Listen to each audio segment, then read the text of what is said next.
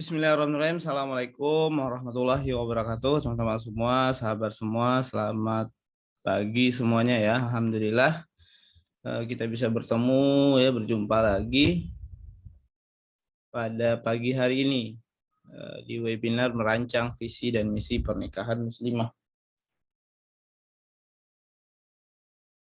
Sebelumnya mungkin saya pengen tahu ini teman-teman dari mana aja. Ya boleh kasih tahu di chat ya, dari kota mana aja sambil kita nunggu yang lain.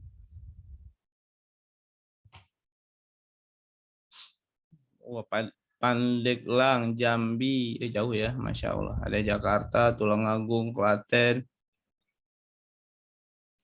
Kota Magelang. Ada yang dari Kalimantan juga, Bangka Belitung, Masya Allah. Ya, Bogor, Karawang. Ya. Alhamdulillah ya, ini dari berbagai kota ya di penjuru Indonesia hadir ya. Kita belajar bersama di kelas ini ya, di webinar ini. Ada yang dari Medan juga ya, Solo, Pontianak ya, Sabang ya, Sabang ini Aceh ya. Nah gini, ini Bogor banyak nih, Bogor, Tangsel juga ada beberapa, dan Medan, Solo juga banyaknya, ada beberapa nih. Oke teman-teman semua, langsung aja ya kita mulai webinarnya karena udah jam 10. Mungkin kita nggak terlalu lama, paling sekitar 45 menit sampai 1 jam ke depan kita akan belajar bareng tentang merancang visi misi pernikahan muslimah ya. Karena saya lihat yang hadir ini ada juga yang cowok, ya nggak apa-apa ya, ikut belajar aja meskipun mungkin ini materinya buat muslimah, karena nanti saya akan umumkan tentang kelas bekal menikah muslimah ya, atau kursus pranikah intensif selama 2 bulan ya. Jadi bagi teman-teman yang pengen ikutan nanti bisa simak ya webinar ini sampai terakhir, termasuk juga bagi kawan-kawan semua yang menyimak webinar ini melalui rekamannya ya di YouTube gitu ya. Baik teman-teman, saya akan share slide-nya, screen-nya. Nah ini ada tema kita, merancang visi misi pernikahan muslimah ya. Sebelumnya mungkin salam kenal bagi yang mungkin baru pertama kali ikut webinar saya. Nama saya Agus Ariwibowo, akrab disapa Uda Agus ya. Alhamdulillah saat ini aktivitasnya penulis ya. Saya juga mengasuh kelas belajar ta'aruf, pendiri dari akademipernikahan.com ya, ini untuk yang sudah menikah, dan juga pengasuh dari kursus pranikah intensif bekal jadi ayah dan bekal menikah muslimah. Nah inilah yang insya Allah nanti akan kita umumkan ya pendaftarannya. Nah ini beberapa karya kita yang pernah terbit ya. Nah, ini karya yang terbaru, 7 penyebab wanita sulit atau lama menemukan jodoh ya. Nah, ini adalah kursus pranikah intensif 2 bulan. Dulu 3 bulan ya, saya belum sempat edit. Bekal jadi ayah khusus untuk yang laki-laki, dan bekal menikah muslimah ini khusus untuk yang perempuan ya, selama 2 bulan bersertifikat ya. Ini adalah Instagram kita, jadi teman-teman boleh follow ya akun @agusariwibowo_ dan juga mungkin @belajar ta'aruf ya, boleh di follow ke kedua-dua akunnya ya. Teman-teman semua, sahabat semua, di pembukaan webinar ini gitu ya, saya mungkin akan menampilkan data. Nah, ini data ya, data-data atau kasus perceraian di Indonesia ya, yang cukup memprihatinkan. Nah, ini mungkin beberapa orang kaget ya, ini kok baru buka webinar malah lihat data perceraian ya. Tapi nggak apa-apa teman-teman semua, ini buat alarm bagi kita, ini buat pengingat bagi kita gitu ya. Kalau ternyata di negara kita ini, di Indonesia, itu angka perceraian yang tercatat, ya artinya ini yang lapor nih ke KUA. Kalau yang nggak tercatat ya bisa jadi jumlahnya jauh lebih banyak dari ini. Ya, yang tiba-tiba cerai terus nggak kemana-mana gitu kan, ke pengadilan enggak, ngurus enggak, ya berarti dia nggak tercatat. Sementara yang di data ini tentu adalah yang tercatat gitu ya.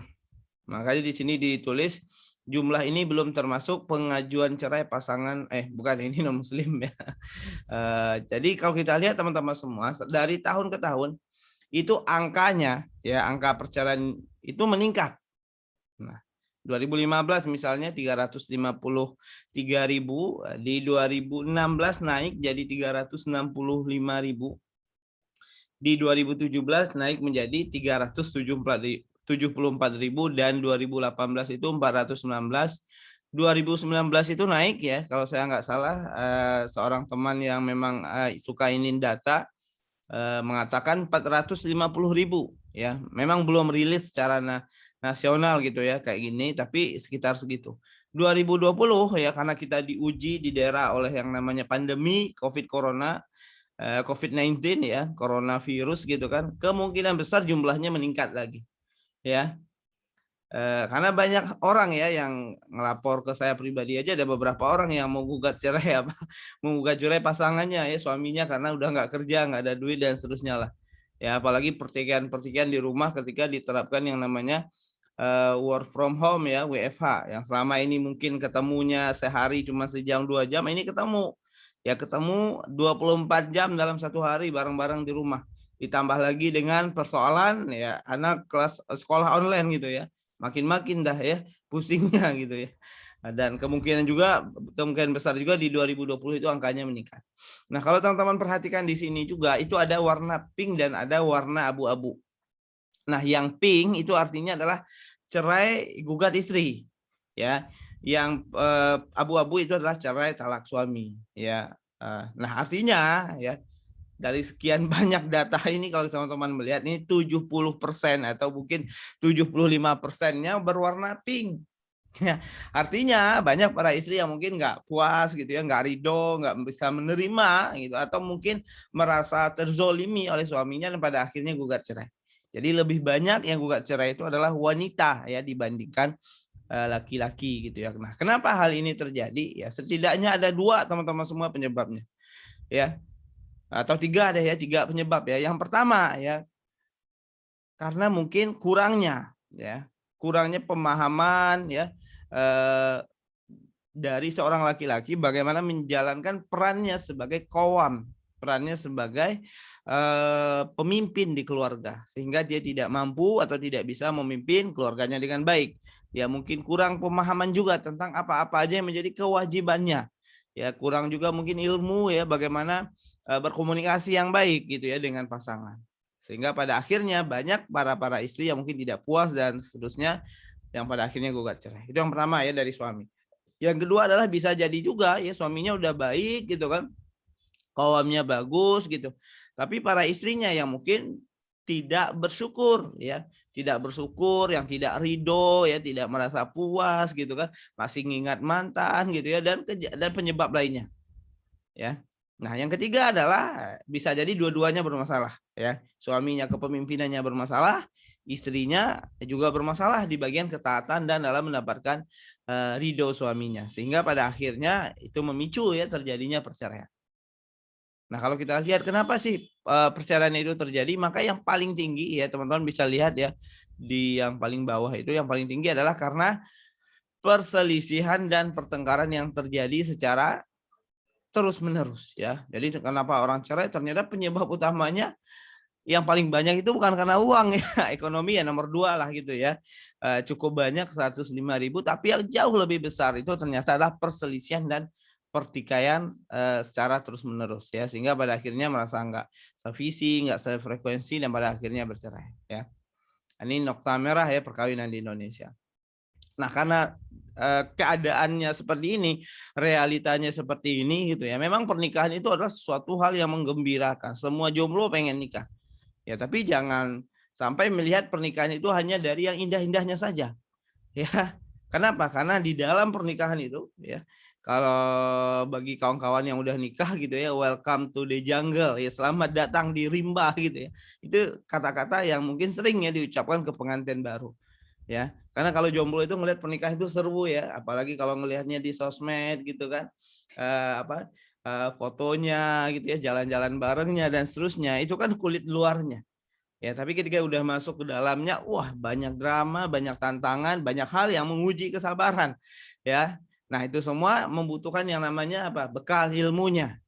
Makanya saya konsen gitu ya, memilih untuk konsen mengedukasi, sharing ya terkait hal-hal pranikah dan pernikahan. Ya, salah satu penyebabnya juga teman-teman semua ya qadarullah, saya tumbuh dan besar dari keluarga yang broken home. Jadi saya ngerasain lah ya gimana rasanya ngelihat orang tua ada dramanya gitu ya, ngelihat bagaimana orang tua berpisah dan seterusnya, bagaimana menghadapi berbagai nyinyiran orang gitu ya. Karena saya sering menyampaikan jadi anak broken home itu kadang lebih berat gitu ya jadi dibandingkan anak yatim. Ya, anak yatim ketika dia mungkin berpisah dengan orang tuanya, dengan ayahnya ya atau dengan ibunya, dia berpisah dengan perasaan cinta. Ya, dan orang-orang sekitar ya sayang sama dia ya. Ada yayasan banyak banget ya yang ngayomin anak yatim. Tapi broken home ketika mereka berpisah dengan orang tuanya, eh, mereka berpisah terkadang dengan rasa benci, ya, rasa dendam gitu kan, rasa kesal, ya. Ada nggak yang peduli lingkungan? Enggak ya, paling nyinyirin. Gitu ya. Dasar kamu kayak bapakmu dan seterusnya lah gitu ya. Ini dan jelek-jelekin lah ya, jelekin orang tua dan seterusnya. Nah ini yang menjadi concern saya gitu. Saya ngerasain nggak enak jadi anak broken home. Saya berproses cukup lama ya berdamai dengan kondisi itu, healing gitu ya. Makanya di materi-materi pembelajaran saya, kalau teman-teman yang ikut kelas belajar ta'aruf, itu akan menemukan ya materi-materi seperti berdamai dengan orang tua, materi memaafkan gitu ya. Karena memang itu yang saya lakukan dahulu. Ya. Nah, karena saya ngerasain gitu ya, gimana lah pahitnya, nggak enaknya ya, maka saya memilih ya jalan untuk mengedukasi. Ya mudah-mudahan ini sebagai ikhtiar kecil yang mudah-mudahan juga berdampak ya bagi banyak pasangan muda ya. Kalau di Akademi Pernikahan pasangan muda rata-rata yang ikut kelasnya, dan juga kalau di belajar ta'aruf rata-rata masih jomblo gitu ya. Setidaknya mempersiapkan ilmunya, ikhtiarnya sebelum melangkah menuju pernikahan. Apakah dengan kita ta'aruf, apakah dengan kita belajar ilmu pranikah akan menjamin pernikahan kita jadi langgeng? Belum tentu juga teman-teman semua. Ya, sama halnya nih ketika kita keluar, kita naik motor. Ya kita jalankan protapnya ya, protokolnya ya, misalnya dengan pakai helm. Ya, motornya masih bagus, remnya, bensinnya dan sebagainya. Apakah menjamin kita nggak akan kecelakaan di jalan? Nggak ada jaminan juga. Ya. Makanya kita lihat di sosial media gitu ya, di berita ya, jangankan orang-orang biasa, bahkan orang-orang dari kalangan berilmu sekalipun ya, entah itu ustadz, ulama, ya ada yang bercerai, ada yang berpisah pernikahannya. Ya jangankan para ustadz, di zaman sahabat Nabi pun ya ada yang bercerai. Ya. Tapi setidaknya bagaimana kita mengikhtiarkannya, mempersiapkannya. Kita maksimalkan ikhtiar kita, bekal ilmu kita, soal hasilnya nanti seperti apa, ya kita pasrahkan kepada Allah Subhanahu wa taala. Ya kita bertawakal kepada Allah Subhanahu wa taala, dan jangan dijadikan alasan juga. Lah itu ya ada ustaz kok cerai, kan dia tahu banyak ilmu, masa dia cerai? Jangan dijadikan itu sebagai alasan kita jadi malas gitu ya untuk belajar ilmu pernikahan. Tetapi dijadikan cambuk bagi kita. Ya ustaz aja masih ada yang cerai, apalagi kita. Ya yang mungkin ilmunya masih jauh lah dari mereka dan seterusnya. Jadi semangat bagi kita untuk belajar lagi. Ya. Nah, ini beberapa faktor penyebab ya perceraian. Ada yang karena persisian yang tadi ya, ini lebih kepada ringkasan yang tadi, kekerasan dalam rumah tangga ya, ekonomi ya. Kalau ekonomi biasanya karena kurangnya ridho ya, kurangnya rasa syukur ya, tidak bisa menerima ya, khususnya dari istri. Ya, yang kedua adalah bisa jadi istrinya yang dizolimi, suaminya nggak mau ngapa-ngapain. Ya, suaminya nggak kerja, malas kerja, banyak alasan. Kerjanya tiduran di rumah ya, siang tidur ya, sore-sore bangun, main, keluyuran, keluar sampai malam gitu ya, pulang-pulang pagi ya, jam 3, jam 4 gitu kan. Kerjain main catur ya, main gaplek gitu ya. Dan seterusnya lah. Ini terjadi, biasanya terjadi hal-hal demikian. Ya, atau mungkin suaminya punya penghasilan, bekerja tapi tidak memenuhi ya harapan ya, bukan memenuhi kebutuhan ya, tidak memenuhi harapan dari istri. Kalau kebutuhan kan sebenarnya kan makan, tempat tinggal, sama pakaian ya, 3 ya. Selama ini tercukupi ya kebutuhan selesai. Tapi kan ada harapan. Ya ada harapan misalnya pengen beli skincare-an gitu kan. Ada harapan pengen bisa staycation gitu ya, ngelihat teman gitu ya di Facebook posting foto sama suaminya. Nih saya jalan-jalan nih sama suami ke hotel ini staycation 3 hari. Lah kita misalnya ngelihat suami buat beli beras aja susahnya minta ampun ya. Nah, karena hal-hal yang demikian terkadang muncul tuh ya kecewa sama pasangan, pada akhirnya ya gugat cerai. Saya sama istri pernah ya di seseorang yang konseling ke kita, itu mereka itu dia ini gitu ya, beliau ini, mbak-mbak ini, itu merasa tidak dinafkahi oleh suaminya secara wajar. Nah, pas kita gali dikasih beliin beras nggak? Iya ada berasnya. Disiapin kontrakan nggak? Ada kontrakannya. Ya ada pakaian nggak dibeliin? Ada gitu kan. Tapi gitu. Tapi saya kan nggak bisa beli skincarean. Saya nggak bisa kumpul sama teman-teman saya karena keterbatasan uang. Kalau teman saya ulang tahun, saya nggak bisa ngasih hadiah. Saya nggak bisa beli es minum kekinian gitu ya, es boba dan seterusnya gitu kan. Nah itu sampai disampaikan seperti itu. Dulu saya sebelum menikah, saat masih sama orang tua, saya bisa beli make up, saya bisa beli skincare gitu ya dan seterusnya.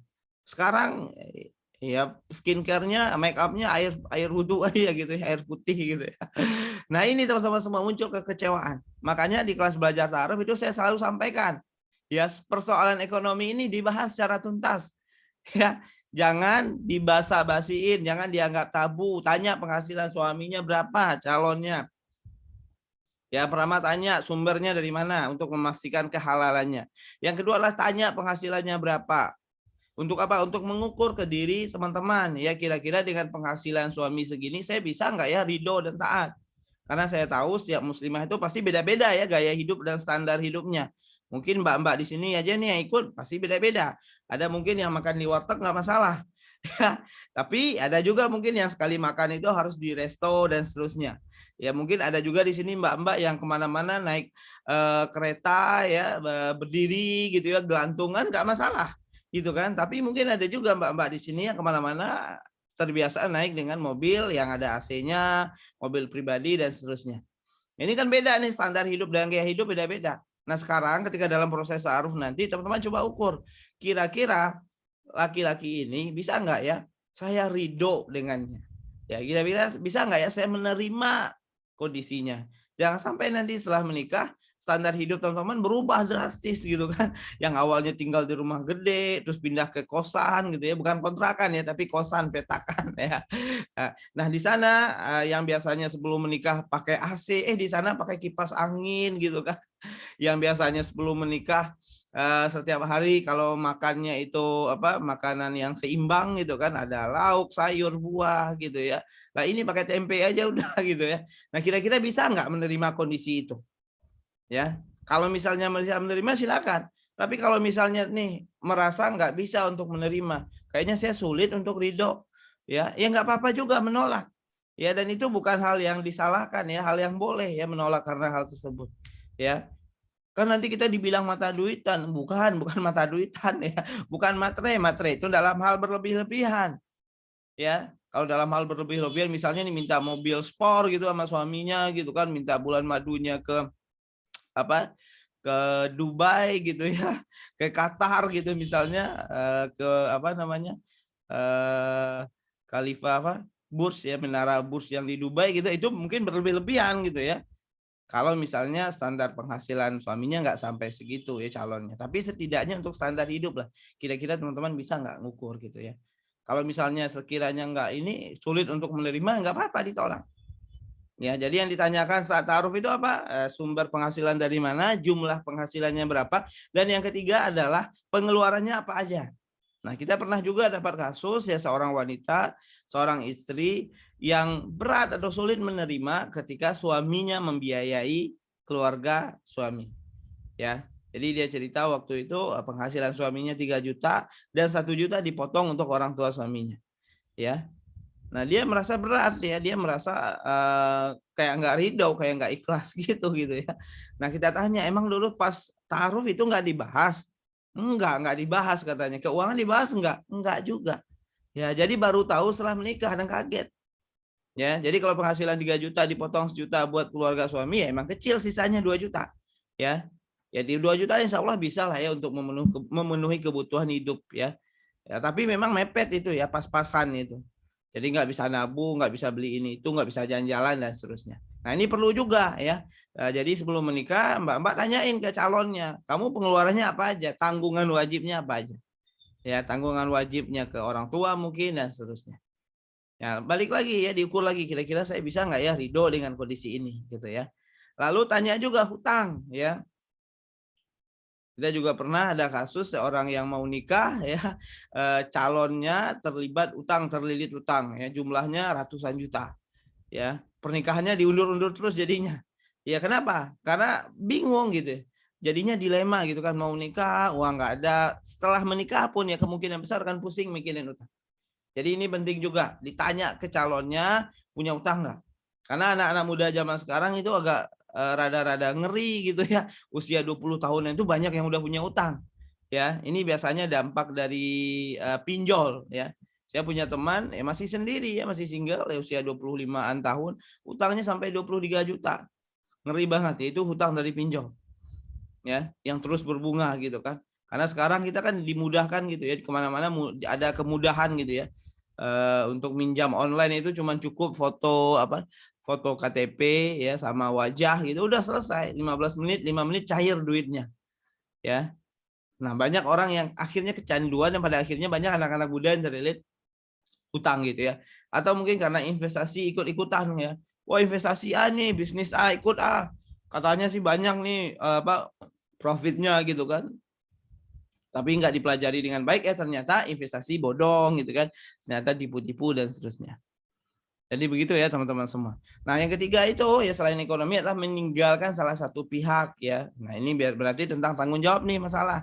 Ya, istri yang pergi mungkin atau suami yang pergi. Yang keempat adalah kekerasan dalam rumah tangga. Nah, ini soal emosi, soal respon spontan ya. Nah, kenapa ada orang yang setelah menikah melakukan yang namanya KDRT?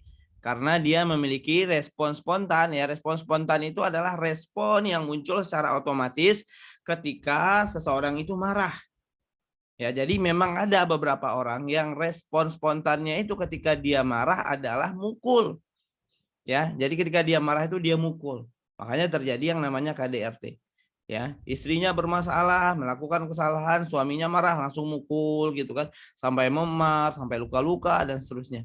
Mau diaduin ke polisi dilema gitu ya, suami sendiri masa diaduin gitu kan. Kalau misalnya diaduin polisi mah udah banyak gitu. Udah banyak laporannya atau setidaknya yang masuk penjara karena hal inilah. Karena ini udah bisa dilaporkan ke polisi. Ya, tapi dalam beberapa kasus ya, dalam banyak kasus lah, bukan beberapa kasus yang saya temui, itu banyak yang mendiamkan aja teman-teman semua. Ya, jadi nggak mau ngaduin ya. Mungkin dilema ya, mau diaduin ke polisi, suami masuk penjara, siapa nih yang ngasih nafkah gitu kan. Ini sama anak istri gimana dan seterusnya. Atau mungkin masih ada perasaan sayang juga ya, banyak juga begitu. Ya. Jadi ketika dipukulin ya, tapi masih cinta, masih sayang gitu. Bahkan terkadang dalam saat pacaran aja udah ada nih yang kekerasan. Kekerasan dalam pacaran. Saat pacaran udah ketahuan ya, dia itu marahnya katanya kasar, dia itu kalau marah ngancam, dia itu kalau marah mukul. Ini saat pacaran udah ketahuan. Tapi karena udah jadi bucin, dia budak cinta, udah terlanjur cinta, tetap tuh mempertahankan hubungan yang buruk. Itu adalah sebuah keburukan banget tuh. Bertahan di dalam sebuah hubungan yang buruk sementara orangnya sadar bahwa hubungannya buruk. Ini adalah keburukan yang hakiki gitu ya. Harusnya kan langsung udah di-cut aja, diputusin aja. Nah, tapi nih persoalan bucin ini kan berat juga ya. Nah, jadi penyebabnya kayak gitu biasanya. Makanya kalau dalam proses ta'aruf kenali pola pengasuhan calonnya, kenali bagaimana respon spontannya, cari tahu, digali ya.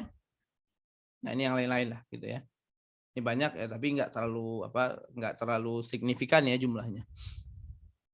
Nah, pernikahan teman-teman semua adalah ibadah. Ya, pernikahan itu adalah ibadah yang Allah syariatkan dan juga Rasulullah Shallallahu Alaihi Wasallam sunnahkan untuk mencapai sebuah tujuan mulia, yaitu adalah ridha Allah. Pernikahan adalah wasilah atau jalan ya, bukan jadi tujuan hidup kita. Pernikahan itu melainkan adalah wasilah atau jalan menuju ridha Allah. Ya, jadi kalau pernikahan itu adalah sebuah ibadah gitu kan, adalah syariat dari Allah, bahkan pernikahan bisa juga dikatakan sebagai ibadah yang termahal. Kenapa? Karena nilainya itu adalah separuh dari agama. Makanya orang yang menikah dikatakan sudah menggenapkan separuh dari agamanya. Makanya sudah selayaknya, sudah semestinya kita mempersiapkan pernikahan ini mulai dari menemukan calonnya, ya, menikahnya, sampai pada akhirnya menjalani kehidupan pernikahannya dengan cara-cara yang Allah ridhoi. Ya. Pernikahan adalah ibadah, yang namanya ibadah itu selalu ada godaannya. Ya kita mau sholat aja kan digoda ya sama setan gitu ya, sama iblis agar apa? Agar melalaikan sholat gitu ya. Misalnya nih ya pas subuh jam 4 udah kebangun ya, lihat jam 4 ya, dibisikin ya. Ntar ya 15 menit lagi, 4:15 sudah bangun lagi ya, kebangun lihat jam 4:15, dibisikin lagi ntar ya 15 menit lagi, ntar setengah jam lagi, ternyata ujung-ujungnya baru sholat subuh di jam 5:30 misalnya. Atau mungkin mau baca Al-Quran dibisikin dan seterusnya. Ya, jadi setiap ibadah itu secara sunatullahnya kan digoda. Ya ada godaannya oleh setan gitu ya. Termasuk juga pernikahan. Makanya pernikahan pun juga akan digoda. Ya, akan digoda oleh setan atau iblis tadi. Nah, digodanya kapan? Sejak masih jomblo. Ya, yang masih jomblo godaannya apa? Godaan jomblo itu adalah digoda untuk bisa bermaksiat, mendekati zina sekecil apapun. Mungkin dari saling DM-an ya, meningkat jadi saling chat via WhatsApp ya, meningkat sampai saling bertukar foto, meningkat sampai ketemuan ya, video call gitu ya, jadi pacaran. Itu godaan jomblo tuh. Lalu menjelang pernikahan juga banyak tuh goda-godaannya. Termasuk juga setelah pernikahan. Ya setelah menikah, setelah akad nikah digoda lagi. Karena apa? Karena setan ini dia punya misi nih. Misinya adalah membuat pernikahan-pernikahan umat manusia ini bercerai, berpisah.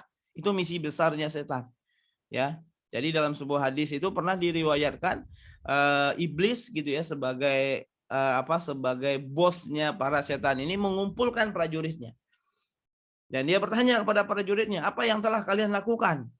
Ada yang lapor, saya menggoda si fulan, dia melakukan ini. Ah, itu mah biasa, kata bosnya setan ya, kata iblis. Saya menggoda si fulan, dia melakukan maksiat ini. Ah, itu kecil, kata bosnya iblis, bosnya setan ya, iblis ini. Lalu ada satu setan yang lapor. Ya lapor iblis gitu ya. Lapor iblis, saya sudah melakukan sebuah misi membuat si fulan dan fulanah bercerai. Nah, ketika mendapatkan laporan yang itu, ya, si iblis ini langsung memanggil setan yang berhasil membuat pernikahan bercerai tadi, berdiri di sampingnya dan dikasih mahkota, dikasih hadiah, ya, dikasih penghormatan. Ya, jadi iblis bilang, ya inilah yang berprestasi, inilah yang keren. Ya, dan pada akhirnya membuat pernikahan itu rusak, bercerai menjadi salah satu misinya iblis ya. Bahkan ada setan khusus yang kerjanya nggodain rumah tangga orang, ya namanya adalah dasim gitu ya. Jadi begitu teman-teman semua, itulah ujiannya dari pernikahan itu. Jadi sebelum menikah itu memang kita perlu menyadari bahwa ini nggak akan baik-baik saja. Ya, ini akan banyak tantangannya, ini akan banyak ujiannya. Tapi kabar baiknya adalah kita punya tuntunannya. Ya, kita punya tuntunannya, apa itu? Ya, Quran dan As-Sunnah. Kita punya Allah Subhanahu wa taala. Ya, memang tidak mudah ya, tapi kita punya Allah Subhanahu wa taala. Selama kita mau ya berpegang teguh kepada hukum-hukum Allah, kepada syariat Allah, semoga mudah-mudahan pernikahan ini akan diberkahi oleh Allah ya. Nah, pernikahan ya juga sering juga disebut sebagai pelayaran yang panjang. Yang membutuhkan apa? Pembagian visi misi pernikahan ya. Jadi masing-masing pihak itu ya diutamakan gitu ya. Sebelum menikah itu punya visi dan misi. Ya, jadi ada visi misi pernikahan laki-laki, ada visi misi pernikahan muslimah, dan nanti itu digabung ya menjadi semacam visi dan misi pernikahan keluarga. Nah, pada bagian kali ini kita membahas visi dan misi pernikahan muslimah ya. Selain punya visi misi pernikahan juga dibutuhkan yang namanya peran yang jelas ya. Siapa yang mau jadi kawamnya gitu ya, siapa yang mau jadi yang dipimpin, siapa yang memimpin gitu ya. Jangan kebalik terkadang ya. Terkadang laki-laki malah yang dipimpin mungkin oleh istrinya gitu ya dan seterusnya. Ya juga yang dibutuhkan banget adalah bekal ilmunya. Nah ini ya kurang lebih ya modal utama pernikahan ya. Visi misi pernikahan, pembagian peran yang jelas ya. Agar tahu nih siapa yang jadi nahkodanya kalau ibarat kapal gitu kan. Jangan berebut ya, dua-duanya mau jadi nahkoda. Ya makanya saya di era sekarang ini kan banyak tuh kampanye-kampanye ya yang mengkampanyekan kesetaraan ya, suami dan istri setara. Ya gimana mau setara? Jangankan suami dan istri dalam rumah tangga, ya teman-teman aja ikut camping pramuka itu nggak ada yang setara. Pasti ada satu orang yang ditunjuk sebagai pemimpinnya, ya. Kan kalau kita ikut pramuka ya camping misalnya 3 hari kan dibagi tuh per kelompok ya. Nah satu kelompok itu kan dipilih pemimpinnya satu orang. Nggak setara, nggak sama semua. Tujuannya apa? Ya tujuannya agar lebih jelas ya proses perjalanannya kalau ada pemimpinnya. Begitu juga dalam kehidupan rumah tangga. Ya harus jelas ya kawamnya adalah sebagai suami begitu ya, sebagai kawamnya suami. Nah, secara garis besar ya, secara garis umum ya visi utama pernikahan itu adalah menjadikan pernikahan jodoh sehidup sesurga, pernikahan sehidup sesurga. Ya, yaitu surga Aden yang mereka masuk ke dalamnya bersama orang-orang soleh dari bapak-bapaknya, istri-istrinya dan anak cucunya. Ya, jadi bagaimana kita ya dengan keluarga kita, dengan pasangan kita masuk surga bareng nanti. Itu goal utama pernikahan ya, visi utama pernikahan. Nah, tapi yang akan kita pelajari hari ini adalah untuk mencapai ini kira-kira kita itu secara pribadi mau mempunyai visi yang seperti apa. Ya, visi-visi pernikahan ini bisa jadi beda-beda ya antara si A dengan si B ya. Bisa juga kemungkinan ada sama juga ya. Dan yang saya bagikan ini adalah contohnya ya. Nanti teman-teman bisa buat bebas ya. Teman-teman mau seperti apa. Nah, ada 3 poin penting ya yang perlu dipahami. Yang pertama adalah visi. Visi itu adalah sesuatu yang menjadi tujuan besar yang akan dicapai dalam pernikahan. Ya. Nah, teman-teman yang muslimah ketika sudah menikah berarti akan menjadi seorang ibu, akan menjadi seorang istri. Kira-kira apa sih yang menjadi tujuan besarnya? Ya. Ada juga orang yang mungkin wah visi saya menjadi mendapatkan ridho suami. Visi saya menjadi ibu yang baik dan istri yang mendapatkan ridho suami misalnya kan, atau yang lain silakan. Lalu ada yang namanya misi. Misi itu apa? Poin-poin yang menjadi ikhtiar yang akan dilakukan untuk mencapai visi. Lalu dari misi ini turun lagi ya menjadi apa? Program kerja. Ya, program kerja ini adalah langkah konkret dari misi berupa aktivitas harian, jadi ketahuan. Ya, mingguan, bulanan atau bahkan tahunan, ya. Kita lihat contohnya, ya. Ini adalah contoh visi. Jadi teman-teman nggak harus sama, nggak harus persis dengan ini. Bentar ya. Nah, contohnya adalah visinya menjadi istri yang menyejukkan bagi suami dan ibu terbaik bagi anak-anak. Ya, ini contoh visi. Nah, misinya apa? Ketaatan pada Allah Subhanahu wa taala dan Rasulullah gitu ya.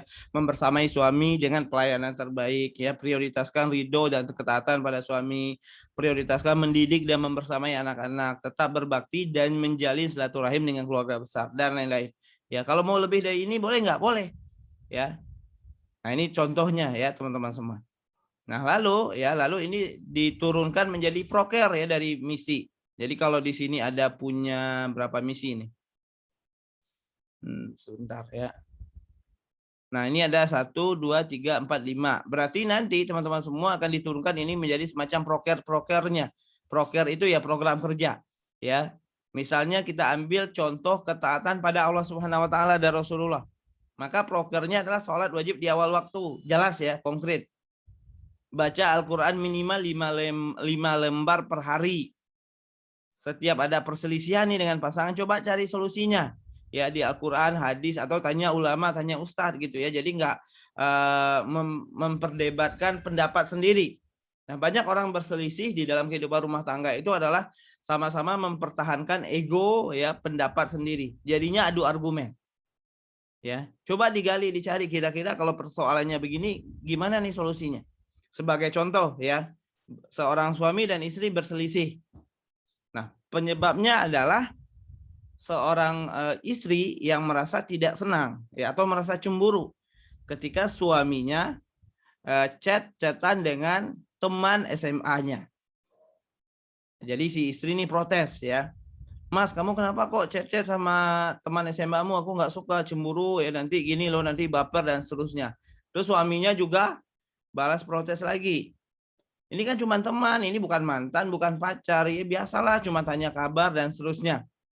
Ya, saya nggak ngapa-ngapain kok, nggak ada apa-apa, cuman gini doang, temanan doang kok. Istrinya bilang saya nggak suka, terus suaminya ini nggak masalah.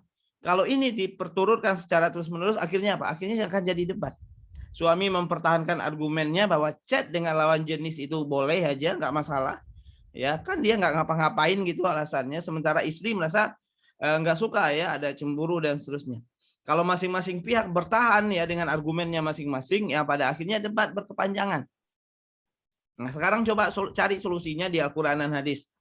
Kira-kira bagaimana Al-Quran dan hadis mengatur ya adab atau pergaulan atau hukum ya pergaulan dengan lawan jenis.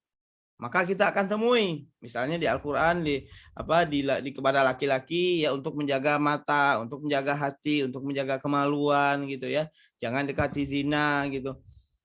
Di ada juga istilah adab interaksi dengan lawan jenis untuk menghindari yang namanya khalwat ya. Khalwat itu apa? Berdua-duaan dengan lawan jenis. Nah, berdua-duaan itu bisa bentuknya dalam hal apa ya? Bisa secara online, chat secara pribadi yang intensif gitu ya. Nggak ada hubungan pekerjaan misalnya. Cuma tanya kabar, cuma curhat-curhat. Ya bisa khalwat secara online. Ya mungkin secara fisiknya berpisah, tapi ya perasaan yang dirasakan di hati dan juga di pikiran itu sama aja sama dengan khalwat di dunia nyata. Makanya banyak orang kan yang pada akhirnya baper cuman gara-gara DM-DM-an. Ya, padahal belum pernah ketemu sama sekali. Ya, banyak orang yang jadi cinta dalam diam karena stalkingin seseorang di sosmed. Padahal nggak ketemu sama sekali. Ya, kenapa? Karena bagi pikiran dan perasaan nggak ada bedanya. Ketemu secara fisik ataupun nggak secara fisik sama aja. Ya, selama diintenskan interaksinya itu kan sama aja dampaknya. Ya, meskipun nggak ketemu secara fisik ya seorang laki-laki atau perempuan sharing chat ya interaksi ya bisa aja ya menimbulkan yang namanya tadi baper ya memunculkan yang namanya syahwat dan seterusnya. Nah, ketika dicari solusinya ada dalilnya, ada ilmunya, maka insya Allah gitu ya akan lebih mudah untuk menemukan solusi persoalannya. Tentu dengan syarat ya suaminya juga taat sama agama gitu ya. Dengan syarat dia melakukan itu belum tahu gitu kan. Makanya di saat proses ta'aruf perlu dicari ya pasangan hidup yang memang taat sama Allah dan sepakat gitu kalau ada masalah gitu ya solusinya adalah cari di Al-Qur'an dan Sunnah. Misalnya yang ketiga ya prokernya adalah ikut pengajian rutin ngaji ya. Ngajinya secara online mungkin hari ini ya belajar Al-Qur'an dan seterusnya. Yang selanjutnya memastikan setiap transaksi atau muamalah bebas dari riba. Artinya setelah menikah nih kita sepakat nih gitu ya, nggak ada yang namanya KPR ya, KPR bank konvensional misalnya gitu ya, kredit motor kredit mobil yang ada riba-ribanya pokoknya stop dan seterusnya.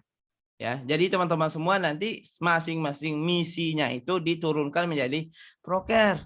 Nah, ini juga bisa disampaikan kapan? Di saat proses ta'aruf ya. Nah, kurang lebih kayak gini nih visi misi pernikahan saya. Kira-kira sepakat nggak sama kamu? Ya bisa jadi akan ada perbedaan ya, misalnya soal riba. Oh, saya kalau riba mah nggak masalah bagi saya. Ya, saya rencana mau KPR rumah. Ini saya lagi kredit mobil nih. Nggak masalah mah riba. Nah, kan ada juga tuh yang begitu. Nah, kalau ada perbedaan-perbedaan yang mendasar seperti itu ya bisa jadi ta'arufnya ya tidak berlanjut ya diakhiri misalnya. Nah, yang selanjutnya kita kasih contoh yang kedua adalah dalam misi membersamai suami dengan pelayanan terbaik ya. Prokernya atau program kerjanya lemah lembut dalam berkata-kata ya, menyajikan hidangan masakan yang disukai suami gitu ya. Artinya teman-teman semua nih mumpung masih sendiri, bagi yang belum bisa masak ya belajar masak. Ya, masak itu keterampilan ya, keterampilan hidup. Ya, ini menarik nih. Ini dari seorang mentor saya yang bilang, masak itu keterampilan hidup. Jangankan wanita, ya laki-laki pun ya mestinya perlu bisa untuk memasak. Ya, jadi jangan sampai ada alasan lagi, oh saya kan nggak bisa masak, gimana? Ya belajar. Ya kalau nggak bisa masak bukan salah siapa-siapa ya, tapi memang nggak ada kemauan aja. Karena siapa aja yang mau belajar itu bisa masak. Persoalannya adalah bukan di nggak bisanya, tapi nggak maunya, kadang malas gitu ya. Apalagi hari ini udah banyak sekali fasilitas yang membuat seorang wanita itu bisa atau jago masak. Bisa belajar online di YouTube gitu ya, ada buku-buku resep. Tinggal dicoba ya, dicoba bikin lalu kasih aja dulu hari ini kalau masih belum menikah ya ke orang tua, ke kakak, ke adik gitu kan. Lalu minta evaluasi dari mereka, kira-kira enak nggak? Apa nih yang perlu diperbaiki? Atau mungkin juga ada yang bilang, masak kan bukan kewajiban istri gitu. Nah, ini memang ya menarik ya. Nah, kalau secara sehariannya memang memasak itu, nyuci pakaian, bersih-bersih rumah bukan kewajiban istri. Tapi teman-teman semua, masakan ya, masakan itu adalah salah satu cara untuk melunakkan atau menyentuh perasaan suami ya, dan juga anak-anak. Ya coba deh lihat ya teman-teman semua, kalau kangen pulang ke rumah biasanya apa yang bikin kangen? Masakan orang tua, masakan nenek. Kemarin pas masa-masa lebaran, banyak orang pengen mudik ya pulang kampung, kenapa? Karena masakan, rindu dengan masakan ibu, rindu dengan masakan nenek gitu ya. Jadi ketika kita punya masakan yang enak, yang lezat gitu, itu akan menjadi pengikat cinta dengan pasangan. Ya, meskipun itu mungkin bukan tanggung jawab wanita secara syariat ya, tapi di Indonesia ya, di Indonesia itu masih mayoritas gitu ya, menjadi kebudayaan lah, kebiasaan bahwa yang masak itu adalah wanita ya. Makanya ya wanita perlu ya misalnya memasukkan poin ini. Ini contoh ya, teman-teman boleh ganti dengan yang lain. Berpenampilan menarik di hadapan suami gitu ya. Jadi kalau mau pakai make up, pakai pakaian yang menarik gitu ya di hadapan suami. Ya jangan hanya buat keluar gitu kan. Pas keluar ya make upnya tebal gitu kan. Pakai apa? Pakai lips, pakai ini dan itu dan seterusnya. Tapi pakai depan suami pakainya ala kadar aja. Lalu apalagi menghormati dan melayani keluarga suami ya. Misalnya adalah sering menjalin silaturahim dengan keluarga suami ya, teleponan dan seterusnya. Memberikan suami kepercayaan sebagai kawam di keluarga ya. Jadi kalau untuk hal-hal penting ya diskusi, minta pendapat kepada suami. Ya bertanya ya bagaimana komunikasinya, komunikasi ya seperti kepada pemimpin gitu ya, seperti kepada imam gitu. Nah, mungkin ini teman-teman semua, sebelum lanjut silakan kalau ada pertanyaan ya. Ini ada pertanyaan satu yang masuk. Assalamualaikum, udah. Kalau dalam masa ta'aruf menggali respon spontannya baik atau tidak bagaimana? Sedangkan jarak saya dan calon berbeda kota. Ya, Waalaikumsalam, bisa datangin kota calonnya, Mbak. Ya, saya punya teman saya ini tinggal di Jakarta. Ta'aruf dengan seorang akhwat, ya seorang muslimah yang tinggalnya di Jawa Timur. Jauh nggak? Jauh, lumayan ya. Kalau naik kereta itu seharian. Nah, yang dilakukan oleh si keluarga wanita adalah datang ke Jakarta. Ya, tanya-tanyain ke tetangga teman saya ini gitu kan. Pokoknya banyaklah ditanyain ke masjidnya dan seterusnya. Yang datang ya orang tua laki-lakinya datang ke Jakarta cari tahu. Ya, jadi itu yang bisa dilakukan, Mbak. Ya, jadi kalau Mbak mau menggali respon spontan itu memang nggak bisa sendiri terkadang buat cari tahunya. Apalagi yang berbeda kota, maka dibutuhkan di sana pertolongan atau bantuan dari wali, Mbak. Wali itu bisa ayah Mbak gitu ya, bisa kakak laki-laki atau bisa pamannya.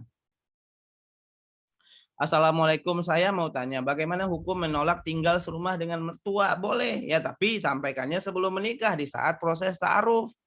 Ya sampaikan ke calonnya, maaf saya nggak bisa tinggal bareng orang tuamu. Kira-kira kamu gimana? Kalau kamu nggak bisa juga ya nggak apa-apa, kita masing-masing cari yang lain gitu kan.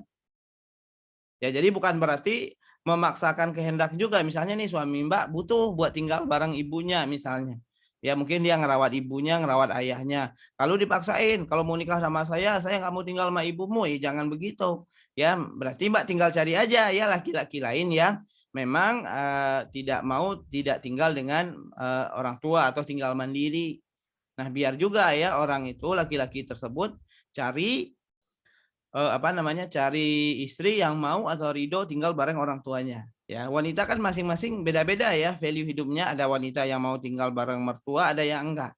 Nah, makanya jangan dipaksakan. Ya, sementara kita juga sebagai anak gitu ya, itu kebutuhan kita beda-beda juga. Ada mungkin di antara laki-laki itu yang memang butuh tinggal bareng orang tuanya.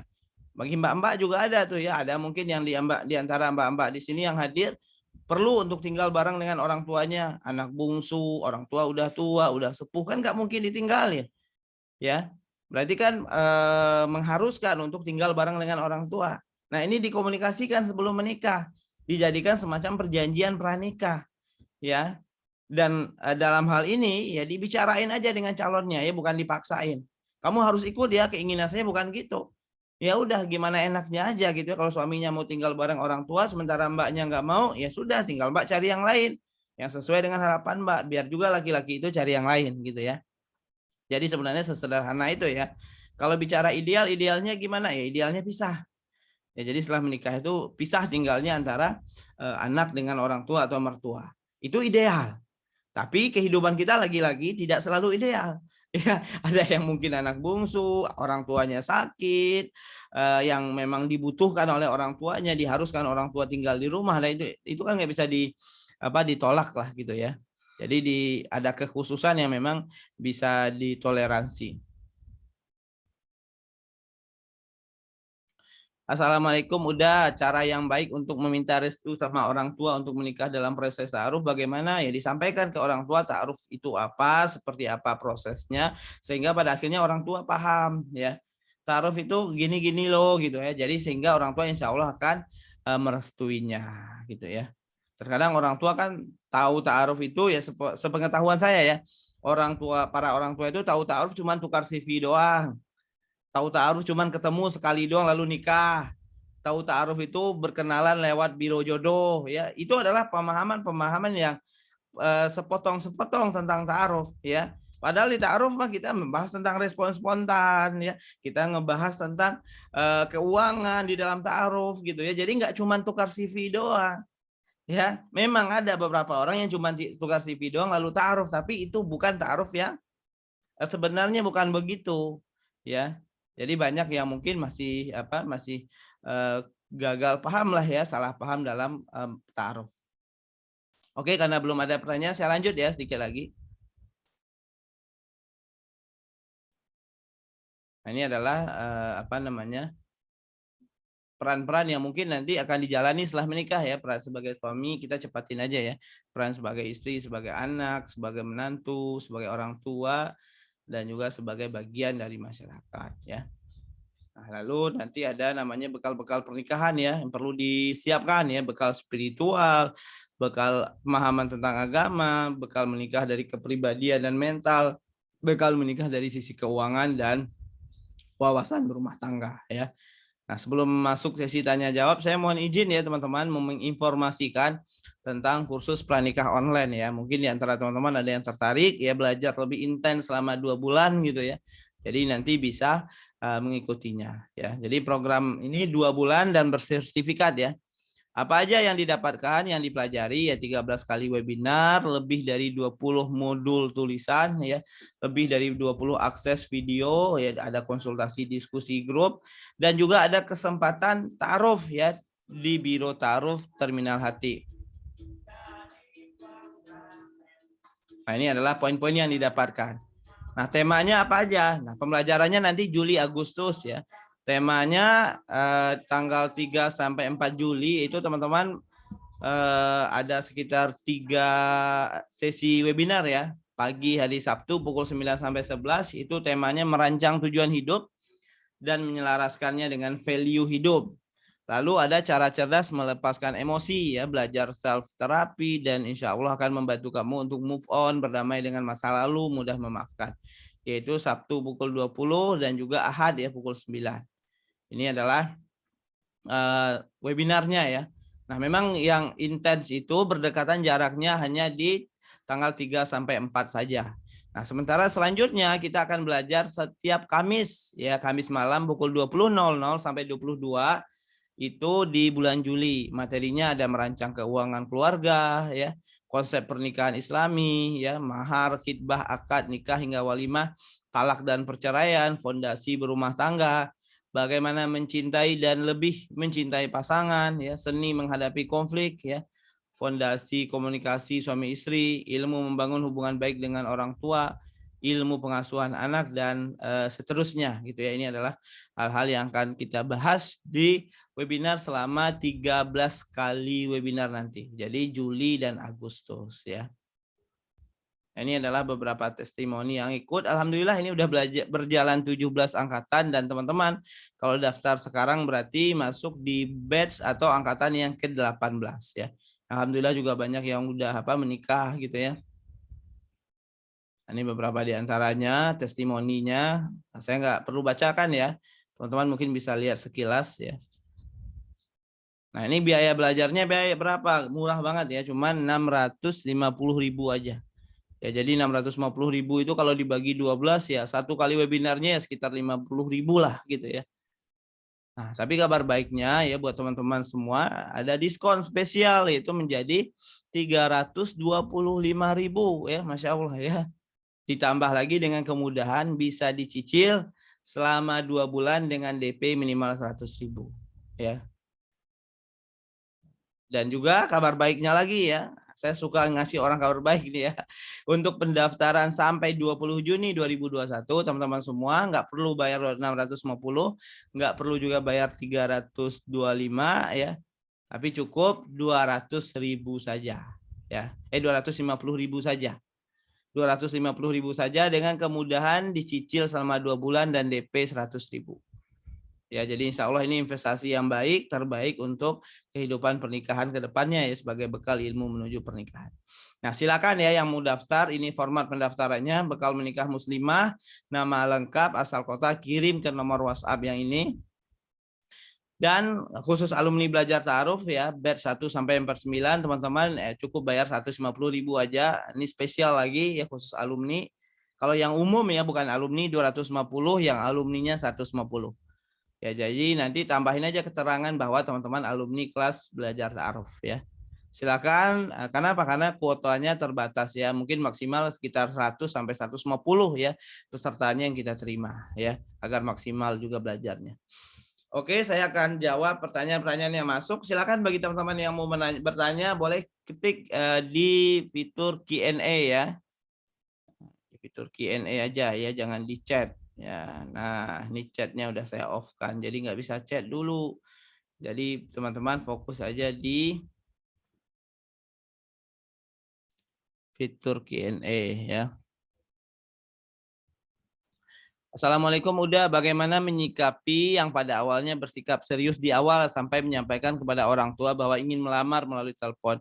Tapi sekarang malah hilang kabar apakah dia serius atau tidak. Dalam sisi lain dia juga sedang sibuk, tapi dari pihak keluarga saya selalu menanyakannya. Udah akhiri aja.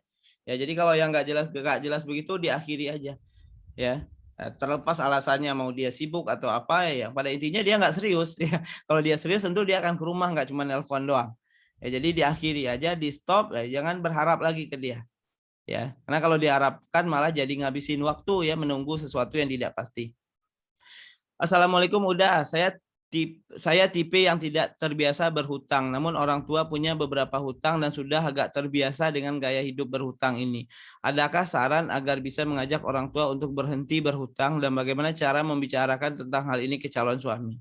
Ya, disampaikan ya ke calon suami bahwa Mbak bukan tipe berhutang ya. Adapun orang tua Mbak punya hutang, kalau misalnya Mbak punya kewajiban membantu membiayai, itu boleh disampaikan juga ke calon ya. Nanti setelah menikah saya punya tanggungan nih bantu melunasi hutang orang tua.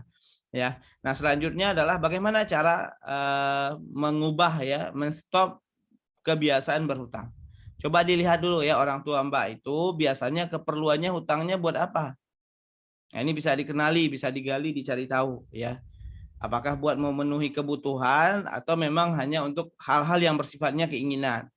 Nah, kalau untuk memenuhi kebutuhan, misalnya buat beli beras gitu kan, buat beli lauk gitu, Mbak bisa mungkin dengan ikhtiar cari penghasilan yang mungkin lebih ya. Saya nggak tahu ya kondisi Mbak sekarang entah bekerja atau tidak, mungkin bantu orang tua untuk memenuhi kebutuhan tersebut.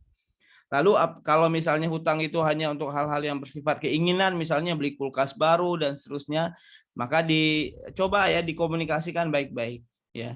Mah, Bapak, ini kalau kita ngutang ini begini loh dampaknya, apalagi kalau misalnya hutangnya sampai ke rentenir ya, sampai riba gitu ya. Dan didoakan ya mudah-mudahan bisa mengubah pemikiran dan juga membolak-balikan hati orang tua.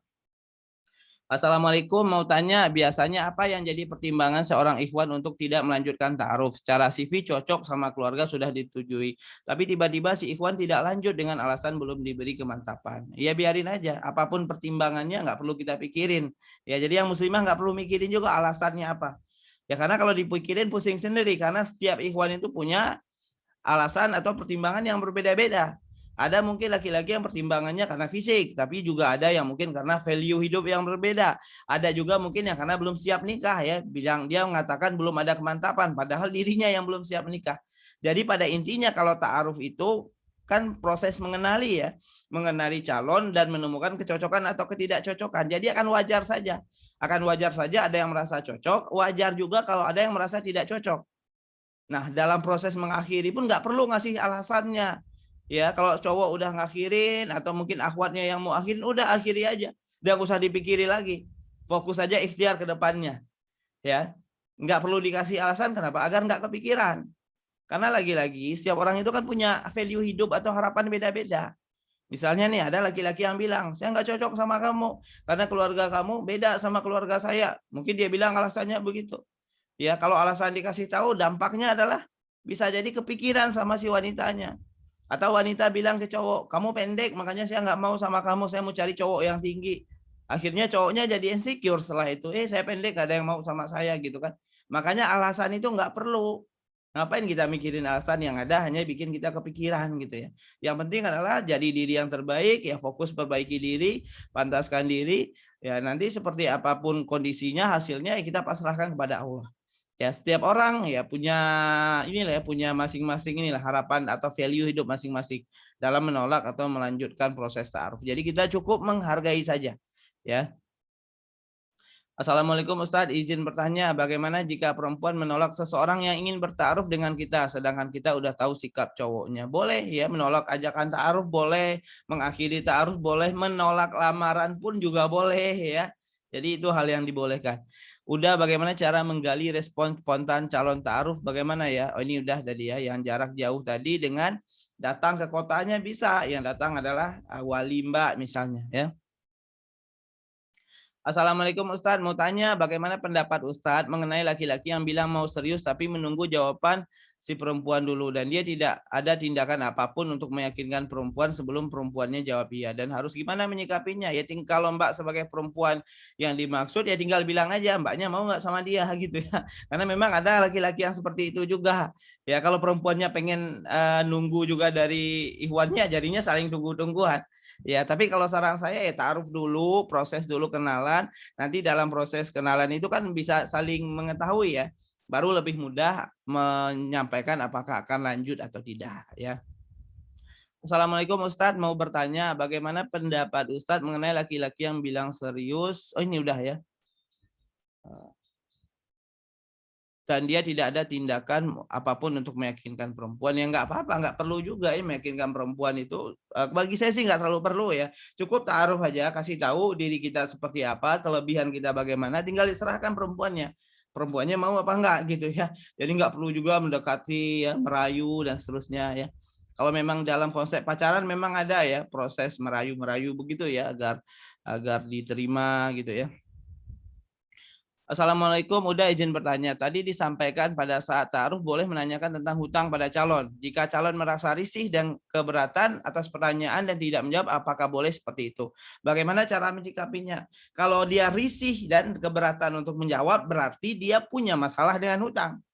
Ya, kalau dia nggak punya masalah dengan hutang, maka dia nggak akan risih menjawab. Ya, nah bagaimana menyikapinya ya tergantung Mbak, terserah Mbak. Ya, kalau saya menyarankan sih ya lebih baik jauhi gitu ya. Artinya dianya misterius tentang keuangannya. Emang siap dengan risiko tiba-tiba setelah menikah dia punya banyak utang, hutangnya riba ya. Jadi memang itu perlu disampaikan di awal. Makanya dalam proses ta'aruf pun itu sebelum membahas tema uang dijelaskan dulu nih alasannya ya. Jadi nggak tiba-tiba langsung tanya, kamu hutangnya ada nggak? Bukan begitu. Tapi dibikin dulu prolognya, Mas ya, dalam proses ta'aruf ini kita ada nih beberapa tema yang menurut saya perlu kita bahas. Salah satunya adalah uang. Nah, dalam uang ini kita akan sama-sama saling terbuka gitu ya. Dari sumber penghasilan, berapa jumlah penghasilan, hutang piutang kita, pengeluaran dan tanggung jawab kita. Nah, kira-kira Mas berkenan nggak kita terbuka untuk membahas ini? Kalau laki-lakinya bilang, wah saya nggak berkenan, ya mohon maaf juga kalau Mas nggak berkenan, sementara bagi saya ini penting, ya berarti proses ta'arufnya saya nggak bisa lanjutkan, gitu ya. Karena saya khawatir nanti setelah menikah, malah sayanya sulit ya, atau susah untuk ridho, atau mungkin banyak kemudaratan di akhir. Ya, jadi begitu. Ya, jadi kalau tiba-tiba setelah menikah tahu dia punya utang kan jadi masalah. Ya, jadi masalah baru jadinya. Jadi insya Allah orang yang sudah paham insya Allah gitu ya, insya Allah tidak akan keberatan sih harusnya ya.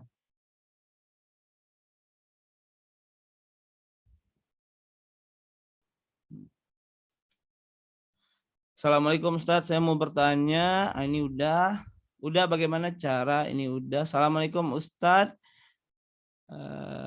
Oke, udah selesai semua ya. Jadi silakan teman-teman semua kalau yang mau daftar ya, boleh daftar. Ini udah jam 11 ya. Alhamdulillah udah sejam kita belajar. Yang mau daftar kelas bekal menikah muslimah bisa segera daftar ke nomor yang di layar.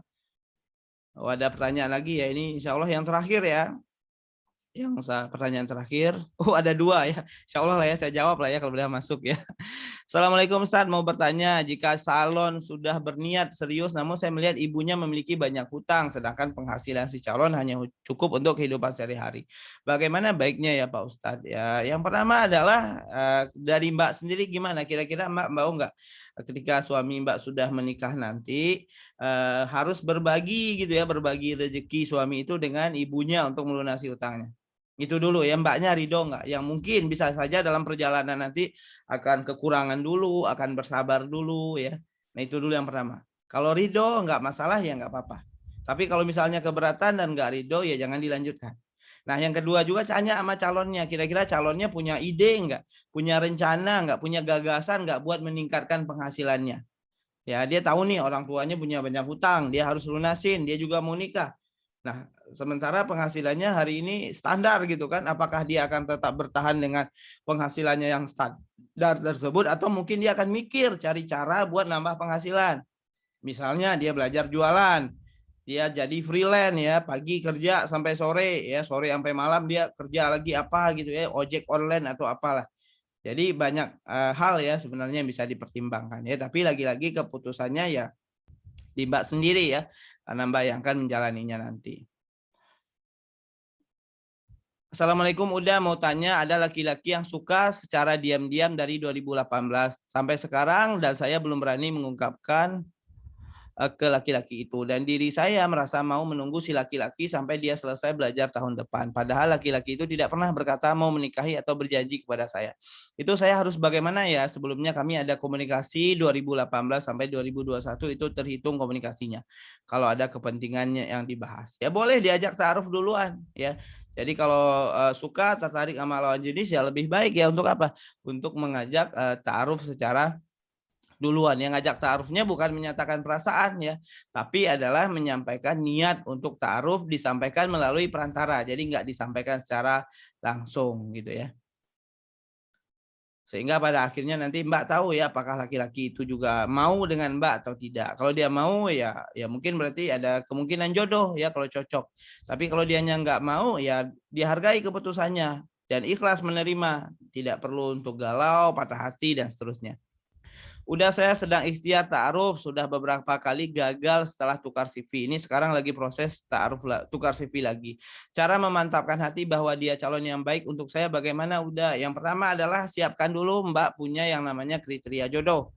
Dari dalam proses ta'aruf itu coba dicocokkan dengan kriteria jodoh Mbak. Yang kedua adalah musyawarah dengan orang tua, dengan orang terdekat, dengan keluarga. Nah, yang ketiga adalah dengan proses yang namanya istikharah ya. Jadi istikharah dan musyawarah itu dua hal yang berdampingan ya. Jadi saling menguatkan lah ya antara musyawarah dan istikharah. Jadi istikharah itu bukan cari-cari jawaban di mimpi, tapi adalah untuk menguatkan hati. Menguatkannya ya dengan musyawarah ya. Makanya disebutkan dalam sebuah hadis tidak akan merugi orang yang musyawarah dan tidak akan celaka atau apa gitu ya, redaksinya saya kurang ingat gitu ya. Pokoknya tidak merugi orang yang musyawarah dan tidak akan apa gitu ya yang istikharah, saya jadi lupa. Ya intinya lah istikharah dan musyawarah itu adalah dua kebaikan yang berdampingan ya. Izin bertanya lagi, udah, apakah boleh menolak tawaran ta'aruf seseorang yang baik dalam hal agamanya dengan alasan kita takut tidak bisa menyimbangnya? Apakah boleh ditolak? Ya, tidak bisa menyimbangi dalam hal apa dulu ya. Terkadang kan baik itu kan menurut persepsi kita aja. Ya realitanya bisa jadi sama dengan persepsi Mbak, ya bisa jadi juga berbeda. Makanya saran saya ta'aruf dulu aja. Ya, jadi ajakan ta'aruf itu nggak perlu ditolak sebenarnya. Ya, ta'aruf aja dulu, nanti setelah ta'aruf kalau cocok gitu kan, kalau merasa sefrekuensi, nyambung ngobrolnya, baru dilanjutkan. Kalau nggak cocok baru diakhiri. Jadi ta'aruf itu nggak harus nikah. Ya, ta'aruf itu bukan pasti nikah gitu. Kita terima orang ta'aruf, artinya kita harus nikah sama orangnya, enggak. ya. Jadi ta'aruf itu nggak perlu ditolak ya, kecuali kalau orangnya benar-benar jauh lah ya dari kriteria teman-teman. Kalau orangnya baik, soleh, apalagi bagus agamanya, ya bisa jadi itu adalah hadiah dari Allah. Ya, ngapain kita menolak kebaikan yang Allah hadirkan kepada kita? Ya, adapun kita cocok atau enggak nyimbangin itu baru tahu setelah ada komunikasi dalam proses taruh. Kan nanti kan ngobrol tuh, ketemu dan seterusnya. Kalau udah ngobrol kan ngerasa tuh, ya kira-kira saya ngerasa nggak ya, ngerasa ada feel kecocokan nggak ya dengan dia gitu kan. Kalau ada ya lanjut, kalau nggak ada ya boleh diakhiri ya. Izin bertanya lagi, udah kami berbeda negara dan sebelumnya dia berkata mau silaturahim kalau sudah selesai belajar. Apakah boleh boleh saya menunggu dia silaturahmi? Ya boleh, tapi dijelaskan waktunya. Misalnya 2 bulan ke depan nih kamu silaturahmi sini. Ya, kalau misalnya waktunya nggak jelas, ya entah kapan ya ngapain. Akhirnya Mbak menunggu ketidakpastian. Dalam proses menunggu itu bisa jadi ada orang yang serius dengan Mbak, yang ngajak Mbak taruh dan seterusnya. Ya, jadi begitu ya teman-teman semua. Oke teman-teman, karena udah habis waktunya, mungkin kita cukupkan sampai di sini ya. Mohon maaf atas segala kekurangan dan sampai jumpa di kelas bekal menikah muslimah. Silakan daftar ya. Nah ini pendaftarannya, boleh di screenshot. Nanti teman-teman bisa daftar. Oke, terima kasih banyak juga ya. Terima kasih banyak untuk teman-teman semua. Dan sampai jumpa ya di program-program selanjutnya. Wabillahi taufiq wal hidayah. Assalamualaikum warahmatullahi wabarakatuh.